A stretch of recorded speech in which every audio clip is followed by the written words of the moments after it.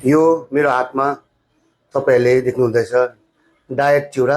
यसको दाम मात्र 10 रुपैयाँ हो र यसमा के पाउँदै रहेछ त हेरौँ। सबैभन्दा पहिला त यसको जुन चाहिँ वेट छ यो 42 ग्रामको छ र साइडमा यसको 100 ग्रामको भ्यालु दिएको छ र यसको साइडमा 20 ग्रामको भ्यालु पनि दिएको छ। तपाईले देख्न सक्नुहुन्छ 100 ग्राममा तपाईको है प्रोटिन तपाईको 6 ग्राम रहेछ भने कार्बोहाइड्रेट्स 60 ग्राम रहेछ र टोटल फ्याट 28 ग्राम रहेछ है। कम्प्लिट फुडमा तपाईको प्रोटिन कार्बोहाइड्रेट्स र फ्याट्स हुन्छ, त्यसैले यसमा सबै छ र 20 ग्राममा पनि दिएको छ यस्तै है। 20 ग्राममा तपाईको 1.2 रहेछ प्रोटिन, कार्बोहाइड्रेट्स तपाईको 12 ग्राम रहेछ र त्यसैले फ्याट तपाईको 5.6 रहेछ।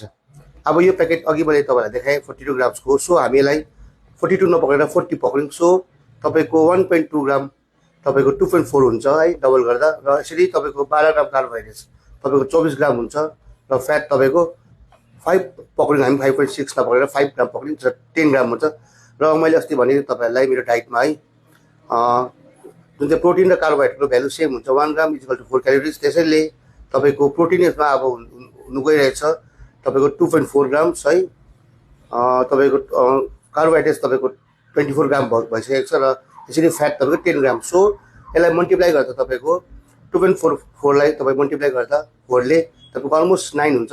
हामी यसलाई 10 पक्रियौँ, सो तपाईको प्रोटिनको क्यालोरिज यसमा 10 ग्राम भएको छ, त्यसैले तपाईको कार्बोहाइड्रेट्स तपाईको 24 ग्राम भएको छ र यसको पनि भ्यालु 4 हो। मल्टिप्लाई बाइ 4 इज तपाईको 96 क्यालोरिज र त्यसैले फ्याट तपाईको 10 ग्राम छ, सो फ्याटको भ्यालु 9 हो, सो मल्टिप्लाई बाइ 9 इज तपाईको 90 क्यालोरिज। सो टोटल क्यालोरिज तपाईको प्रोटिनमा तपाईको 10 क्यालोरिज, कार्बोहाइड्रेट्समा तपाईको 96 क्यालोरिज र फ्याटबाट तपाईको 90 क्यालोरिज। र यसलाई म अब केसमा मिसाउँदाखेरि यो कम्प्लिट फुड बनिन्छ तपाईलाई देखाउन गइरहेछु। यो हो मेरो इभिनिङको स्न्याक्स या त मिल भनौँ। यसमा मैले 50 to 70 ग्राम ग्रिन सलाद लिएको छु र मैले यहाँबाट 2 to 3 ग्राम फाइबर पाउँदैछु र यसैले मैले 3टा होल एग लिएको छु। म खाली एक वाइट्स मात्रै युज गर्छु, मलाई योग बरो फ्याट चाहिएन किनभने अलरेडी यसमा 10 ग्राम फ्याट छ यो डाइट चिउरामा र यहाँबाट खाली म 3टा एग वाइट्स मात्रै लिन्छु र यसको लागि मैले खोर्सानी लिएको छु, निम्बु लिएको छु र म यो 3टा चिजलाई यसमा मिक्स गर्छु र यसको टोटल भ्यालु कति हुन्छ र कति तपाईको न्युट्रिसनल भ्यालु हुन्छ तपाईलाई बताउने छु। र फाइनली मेरो स्न्याक रेडी भइसकेको छ इभिनिङको र यो अहिले कम्प्लिट फुड भएको छ र म तपाईलाई भन्न चाहन्छु मैले यहाँबाट के पाएको छु। सबैभन्दा पहिला त यो मैले अन्डाबाट 3टा अन्डाबाट मैले 12 ग्राम प्रोटिन पाएको छु र त्यसैगरी मैले चिउराबाट पनि तपाईको 2.4 ग्राम प्रोटिन थियो तर म 2 ग्राम पक्रिन्छु र यसको टोटल भ्यालु भएको छ 14 ग्राम प्रोटिन है र प्रोटिनको भ्यालु 4 ग्राम हो है।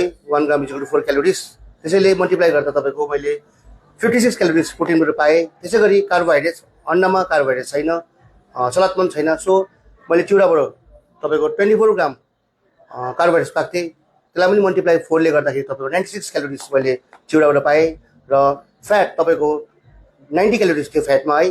र त्यसैगरी जुन चाहिँ फाइबर्स थियो त्यहाँबाट मैले 3 ग्राम पक्रेँ र फाइबरको भ्यालु पनि 4 ग्राम हो, सो 4 ले मल्टिप्लाई गर्दा 42 इज 12 ग्राम तपाईको क्यालोरिज मैले फाइबरबाट पाएँ। सो टोटल भ्यालु यसको तपाईको 254 क्यालोरिज भएको छ र मैले साइडमा यो मसला बनाएको छु, यो मसला मैले आफै बनाएको छु, यसको पनि तपाईलाई म रेसिपी पछाडि बताउँछु है। र यसमा हालेर यसको टेस्ट डिफ्रेन्ट हुन्छ, सो खानु है तपाईले सोचे सम्झेर खानु पर्यो है। कुनै डाइट महँगो चिज हैन, जस्ट तपाईलाई नलेज हुनु पर्यो कि के खानु पर्ने।